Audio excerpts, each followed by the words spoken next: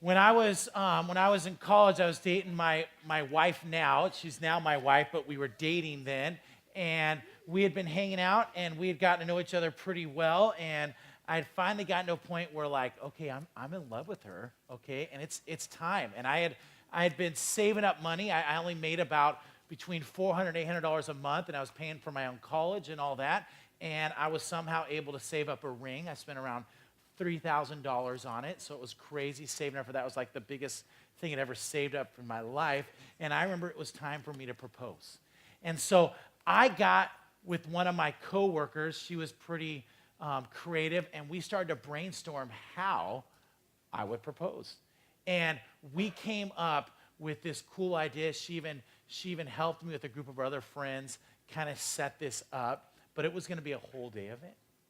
And I decided I was going to propose on December 31st, 1999. It was the last day of the millennium, okay? And, of the century. Shouldn't say, well, it was of the millennium. I'm sorry, it's both. And so I was going to propose to her, and I was so excited.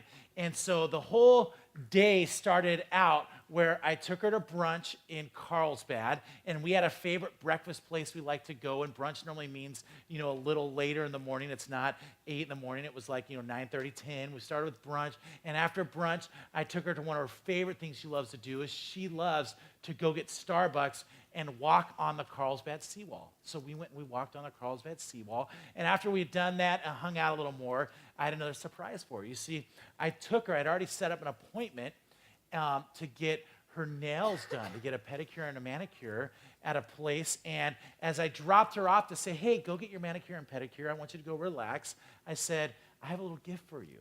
And so she opened up this gift, and in the gift was a dress that I had gone a couple weeks earlier and picked out this dress that I was like, I want you to wear this tonight. And so I don't know if you wanted to make sure your nails or whatever match, but here's this dress. And she was like, no way. So she goes and gets her nails done. Then I took her home and said, hey, we're going out somewhere cool tonight. It's New Year's Eve, so get ready. I'll be back in an hour and a half. And so I dropped her off. I went and got ready myself, come and picked her back up. And then I took her to Cardiff, right on the beach, this place called the Beach House. And the Beach House is this nice, fancy restaurant, and we had a New Year's Eve dinner, and I think at this time she's thinking, is he maybe going to propose? So she was thinking, like, when the dessert comes out or something like that, is this the time, is this the time? But no, it wasn't the time, okay? So we had this incredible dinner, and then the night is kind of almost over, and she's even wondering, well, maybe it was just a great New Year's Eve night with my boyfriend, and I took her even more south to Torrey Pines Cliffs. Now, the Torrey Pines Cliffs is where a lot of people will hang glide off of these cliffs, and down below it's called Black's Beach. And I took her up there, and we had gone, and we drove onto this dirt pad, and this huge dirt pad, and I'm driving, and I kind of park next to the cliff, and I take her out, and we start walking toward the cliffs, and she notices there's these bags with candles in them that are lighting a path.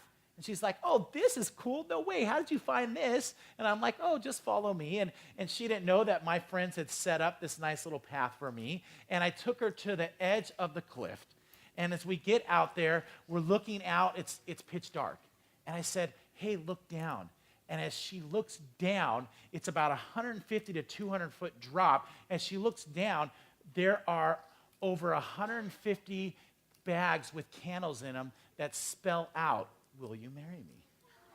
And so she looks down, and it was perfect. Like the way the flames came together, it almost looked like it was just a fire flames of candles that said, will you marry me? And when she turned around, I had been on my knee, and I asked her to marry me right there.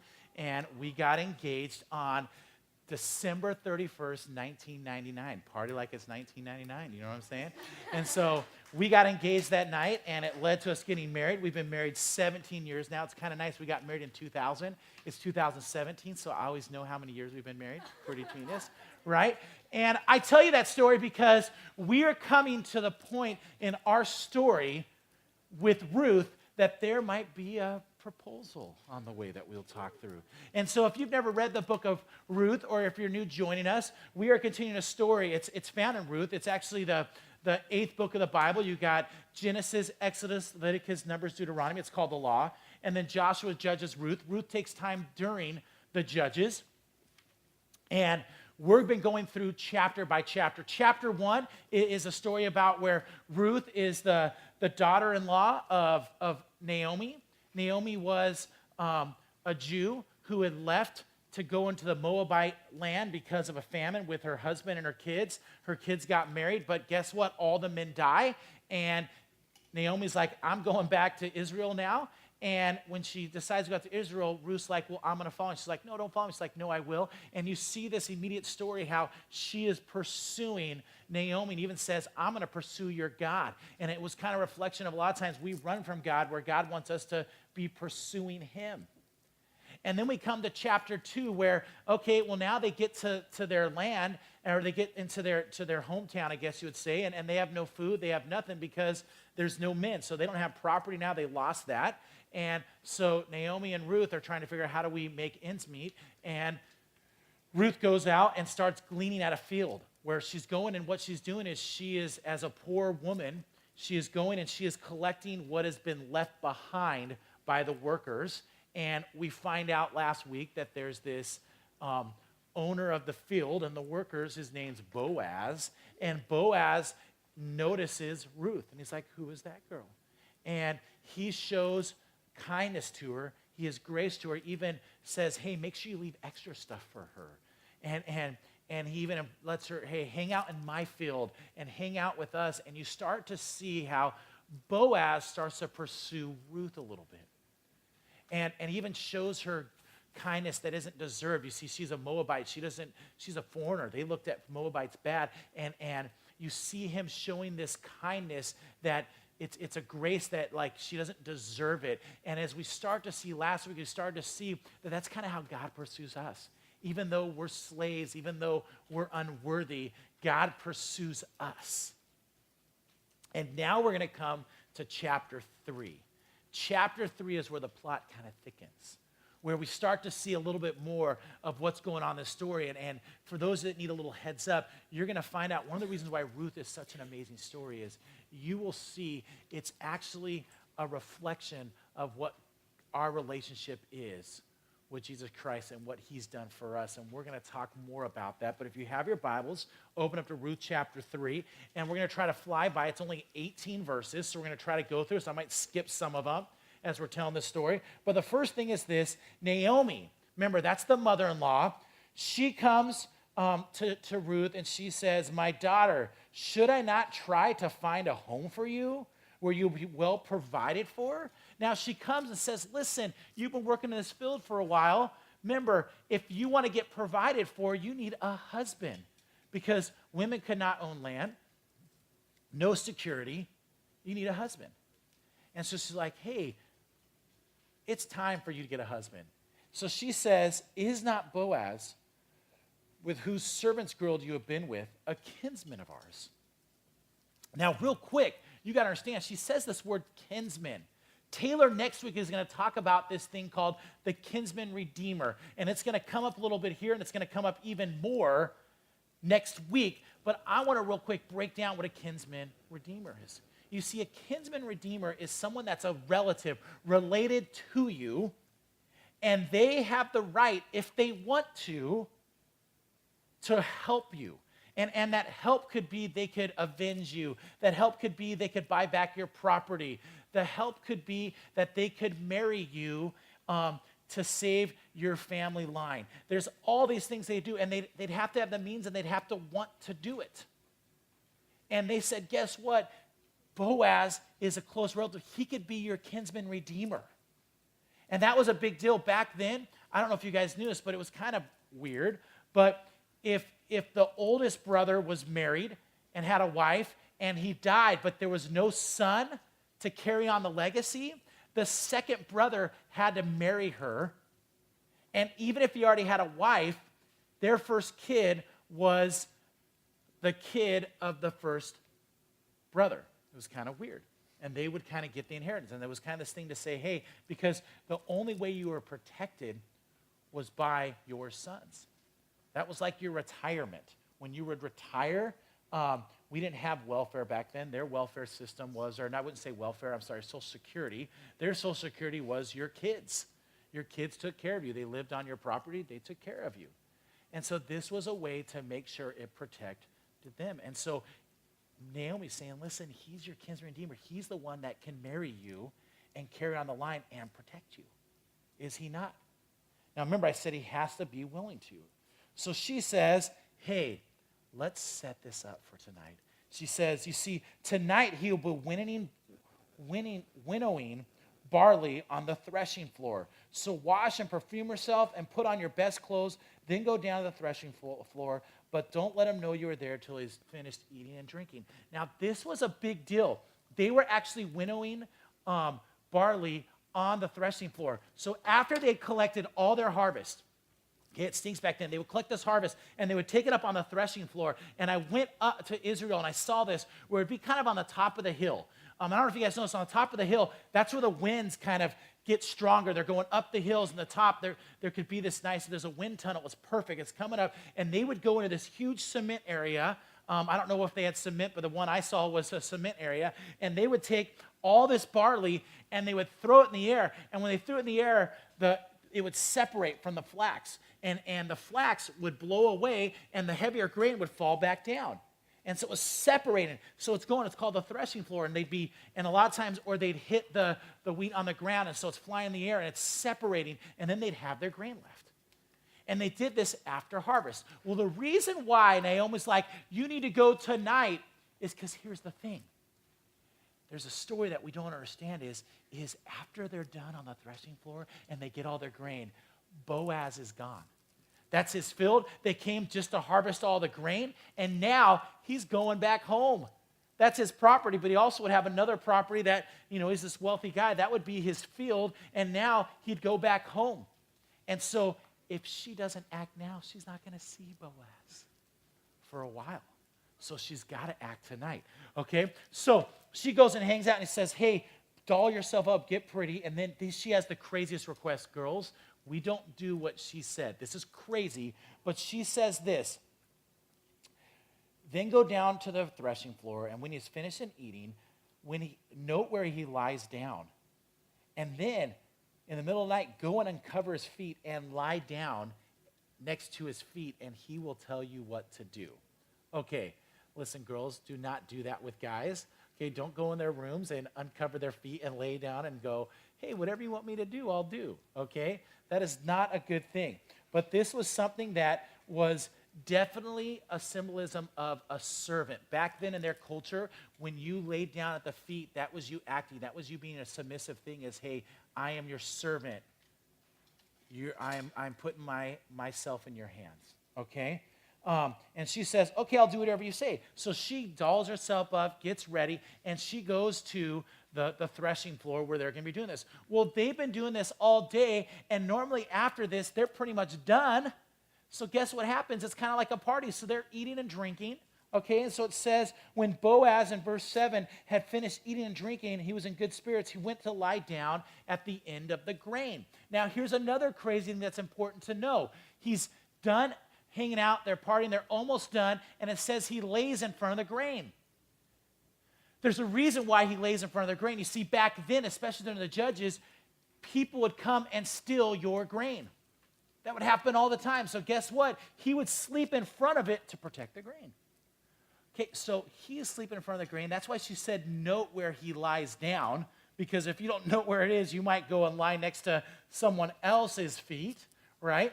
Because he has workers and stuff, and he lies down, and she goes, now she approaches quietly and uncovers his feet and lays down. And in the middle of the night, something startled the man, and he turned and discovered a woman lying at his feet. Something startled him. Why do you think he was startled? Because he is supposed to be guarding his grain. At first, he thinks he might have been like getting robbed or something like that, right? And then he finds this woman at his feet. And it's so dark that he asks, who are you? And she says, I'm your servant Ruth. Spread the corner of your garment over me, since you are a kinsman redeemer. Hey, you're my kinsman redeemer. Did you know that? You're someone that can redeem me. Spread your garment over me. In fact, here's the crazy part. I found out as you're looking into history and looking into these commentaries that spreading the garment over, that was saying, hey, you are now going to be under my protection. You are now going to be my wife. And so when she says spread that corner, she's pretty much proposing to Boaz. Boaz, make me your wife. And he's like, and so listen to what he says. The Lord bless you, my daughter replied. This kindness is greater than that which you have shown earlier. You have not run after the younger women, younger men, whether rich or poor. Okay, I don't know why I said that. Whether rich or poor. And now, my daughter, don't be afraid. I will do for you all that I ask. Now, real quick, he says you did not go after younger men. Here's the thing is we find out that Boaz might be 20 to 30 years older than Ruth at this time. Okay, so he is an older guy. He's a wealthy older guy that didn't get married. And he's blown away that she's like coming to him. Now, here's a catch that Taylor is going to talk more about next week as it says, although it is true that I am a near of kin, there is another kinsman redeemer that is nearer than I. There's actually another person that's also a kinsman redeemer and actually has the right to first redeem her. And he's like, so hold on, I can't yet. But it's awesome what he says. Stay here for the night, and in the morning, if he wants to redeem you, good, we'll let him redeem you. But if he's not willing to, as surely as the Lord lives, I will do it. So lie here until the morning. And so he lets her lie there till the morning. Now, here's the crazy part is, if you keep reading, the problem is if she is seen waking up next to Boaz in the morning, everyone's going to assume they did something. And their reputations will now be tarnished. Now, here's the thing. If he's the real kinsman redeemer, it's not quite as big of a deal. But the problem is there's another kinsman redeemer that might be closer, and that would not look good. That would make her look bad and Boaz. So Boaz says, listen, stay here tonight, I'll protect you. But Boaz wakes her up a little bit earlier when it's still dark, when it's starting to get light, and he sends her off. In fact, not only does he send her off, if you keep reading, he says you can't go empty-handed, and he gives her grain. In fact, he says, put out your dress, and she puts her dress like this, and he just pours grain in it. And it's called six measures of barley. I think there was a name they actually had for it, but some people think that 6 measures of barley might have weighed 80 pounds, which is insane, a lot of grain. Okay, it's a lot of grain. He says, hey, go back. I want to make sure you're not going away empty-handed. And he says, don't worry. I will make this right. And he sends her away. Now, next week, Taylor is going to continue the story and shows what happens. Now, we know that this book is called the Book of Ruth. We know that it's a cool story, so I'll be honest with you, we kind of know what probably is going to happen. We don't know how it's going to happen, but let's be honest, a lot of us know that most likely that means they're going to get married, so there's going to be some stuff that takes place on how he gets her, and we'll find out next week. But the point is, this whole story is that she was willing to submit herself, and she proposes to Boaz, and Boaz is blown away, and he says, heck yeah, but first there's some things I need to do. And we come to this story, and I was trying to think, what is the way I want to go? You see, as we start looking through this, I was thinking, well, maybe we should talk about how to do marriage right. Or maybe we should talk about how to find the love of a lifetime. Or something like that. And some of you guys are like, okay, Trav, this is crazy. I'm not even thinking about that yet. And I'm like, I know, I agree. Now, some of you are like, yeah, please talk about it. It's like, no. But here's what I did discover is there are a couple of things that we can draw out of there that, believe it or not, we can talk a little bit about dating today. And actually, I want to go another step further. I want to talk about before you date. I want to talk before you date because here's the thing is, you see culture back then, they did dating a little different on how they did it. Chapter 2, if you were reading it, they were getting to know each other. That would have kind of been like a sign of dating back then. But they already knew each other, and there was some neat things going on. And I want to let you know something. They did a lot of stuff right before they even pursued each other. And so today, I thought, great, let's talk through what to do before you date. I just realized after all that, we're going to go through, Taylor, I forgot to show my picture of my wife and everything, but we can show it later because I feel bad. We can do it later because it doesn't work with where we are. That was when I got married there. So what I want to do right now is I want to talk about before you date, the first things you need to do to be ready. The first things you need to do to be ready so you're ready to date. And here's the thing. As we go through this, I'm going to show you how this is a reflection of what Boaz and Ruth did. But I want to take to heart right now, you don't understand. A lot of you, you're not ready to date yet. A lot of you, some of you are glad you're not ready to date. And some of you are already like having these emotions and these feelings for the opposite sex that you're like, ooh, that guy's pretty hot or that girl's pretty amazing. I can't wait to hang out with her. And we're starting to get these emotions, these feelings, but I want you to know something. I believe you're not ready yet. And some of you guys like, forget you, Trav, I don't care. Those feelings are too strong. I got to go date. And I'm saying, listen, I'm hoping to encourage right now and saying, all it's going to lead is to heartache. All it's going to lead to mistakes that you're going to make. And there's things that are going to happen. But if you're ready, then you will start to do dating right. And so I want to show you 3 things real quick, and we don't have a ton of time because that story's long, but I want to show you how to do dating right. And it starts with the first things you need to do to be ready is the first one is this, is it might surprise you, but you need to submit to God. You need to submit to God. Listen, if you want to be ready to date, you need to submit to God first. That is the first thing you do is you need to submit to him first. If you look at the story, you have a story of where Boaz was pursuing God, and you have a story where Ruth is pursuing God. They're submitting to him. You can see it through the way that their actions. I love how Boaz, and we kind of missed it. It was verse 11. He said, in verse 11, it says, "And now, my daughter, don't be afraid. All my fellow kinsmen know that you are a woman of noble character." She already had a reputation, a great reputation. You see, she was pursuing God. And she was submitting to God first. I love in John, it's a great story, and it's weird how I miss it, is Jesus had just done some miracles, healed some people, the incredible miracle, and you come to the story in John chapter 5, or Jesus, after he just healed someone, he says, "I tell you the truth, the Son can do nothing by himself. He can only do what he sees his Father doing, because whatever the Father does, the Son also does." You see Jesus where he submits to God first, and he only does what God tells him to do. You see, it's kind of like boot camp.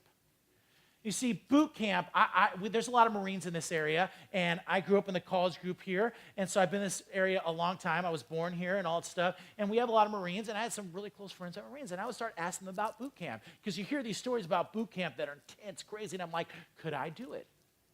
And he's like, I was trying to tell him, hey, boot camp's hard, isn't it? It's like, it's a lot of running. They work you out. They try to make sure that you're not good at doing push-ups, and they're trying to just make you work so hard that you want to quit. And he's like, no, not really. I was like, what do you mean? He's like, no, that's not the point of boot camp. Yes, you run. Yes, you do all this exercise. Yes, you do all this studying.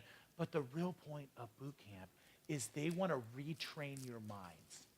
They want to break you down, and they want you to start to think like a Marine. So you know what they do at boot camp? They train you to where you don't go to the bathroom without permission.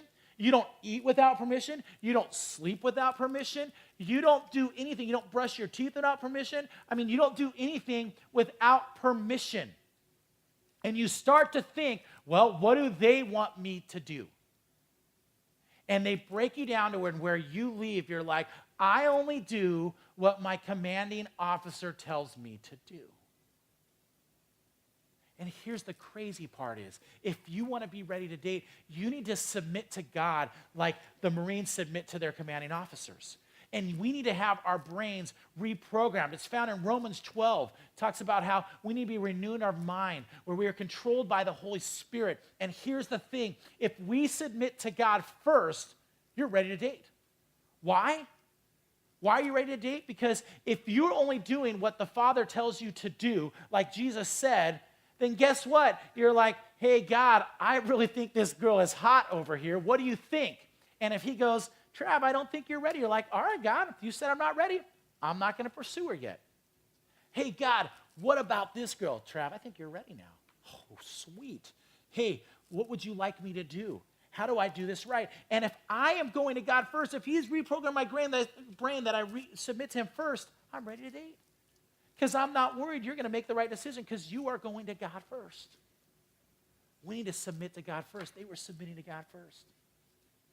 The second thing is this, is we need to put others first. We need to put others first. You see in this story where Ruth put her mother-in-law first. She served her, said, how can I help you? You see in the story that she laid at Boaz's feet. She put him first. You see in chapter 2 that when Boaz sees her in the field, he puts her needs above his own. You see the way he treats his workers. He puts them above his needs, above his own. Now, let me tell you something. We are selfish people by nature. If you are born in this world, how many of you guys are born in this world? Everyone. If you are born in this world, did you know that we were born selfish? Yes. Who do we think of, the first person we think of when we wake up? Ourselves. Who do we think of? We think about what we're going to do that day, what we need to do, whatever it is. When we look in the mirror, we're looking at ourselves. We are focused on ourselves. And I want you to know something. You are not ready to date till you can learn to put other people first. Philippians 2, 3 through 4. It says, do nothing out of selfish ambition or vain conceit, but in humility consider others better than yourselves. It's weird how it says consider others better than yourselves. Do you understand how crazy that is? That means you have to think at other people first. That means you have to think of them as better. Hey, girls over there, shh. You have to think of people better than yourself. You know how hard it is to do that? If all we think about is ourselves first, you know how hard it is to do it? It's very hard. How do we put other people first? It's very hard. You know what I learned? There's a secret, because I wouldn't say I'm the best at this, but I would say I'm getting pretty good at this. Here's the thing. I discovered as I was thinking on life, you know who I'm good at putting first? You know who I'm good at putting first besides myself? There's one little twist into putting people first, is this. Someone that is cooler than me. It's weird, like famous people or the star at school or the one that everyone thinks is kind of popular and stuff like that. It's weird how I have no problem putting them first. It's weird how I have no problem treating them different. It's weird how when I'm impatient, I have no problem treating them a certain way. And so you know what I learned? I learned if I want to put people first or others first, I have to reprogram my brain to think of everyone as cooler than me. And here's what I've learned is, you know what helps me is, every single one of you have gifts that I don't have. Every single one of you has special things about you that I'll never have. And I start to go, you know what? You're pretty cool. You're pretty amazing. And I have used that to go, how do I treat others better if I think of them as cooler than me? And it's a reprogram, but we need to put others first. And the last thing is this, is we need to be friends first. Boaz and Ruth, they did dating differently back then. You pursued a friendship. My wife and I, we were friends for several years before we started dating. I'm not saying you have to be friends for several years, but we need to pursue friendships. Girls, you need to start pursuing friendships with guys. Guys, you need to pursue friendships with girls. You should have friends of the opposite sex. That's going to help you know what you like about the opposite sex. But we need to pursue friendships because we need to know them before we date. Here's the problem. Some people jump into dating so quick, pretty quickly you already go, ooh, I hate that about them. And now you have to break up. You know what's funny? Is if you would have just been friends with them, you'd already known, hey, I like them as a friend, but I could not date someone like that. And you can already know that. And it saves heartache. It saves you doing something physically in a relationship that you wish you didn't do. You know how many people I know that said, man, I want to save myself for the special one, my husband or my wife in the future, but I wasted it on that person. And you could have avoided that if you were just friends first and go, I don't want to date someone like that. we need to be friends first. The first things that we need to do to be ready to date. Here's my question for you. My challenge is this. Are you ready to date even? You see, before you date, are you ready? If you're not submitting to God first, you're not ready. If you can't put others first, you're not ready. Because I don't know about you, I want to marry someone that puts others first, not themselves. There's a couple things to do first before you're even ready to date. I'm excited to see what you're going to learn next week with Ruth and Boaz. Let's go ahead and pray. Dear God, I just want to thank you so much for who you are. You're an amazing God. Lord, I just pray that we would be good at submitting to you like Boaz and Ruth did. Lord, it was interesting as I was preparing this, Lord, just the point of that analogy of the Marines, how they have no problem submitting because they've been reprogrammed. Lord, would you reprogram our minds so that we would go to you first? So we'd want to know, what do you want us to do? So that we would be ready to obey you, so then you can direct our paths where you want us to go. We love you so much, and in your name, amen.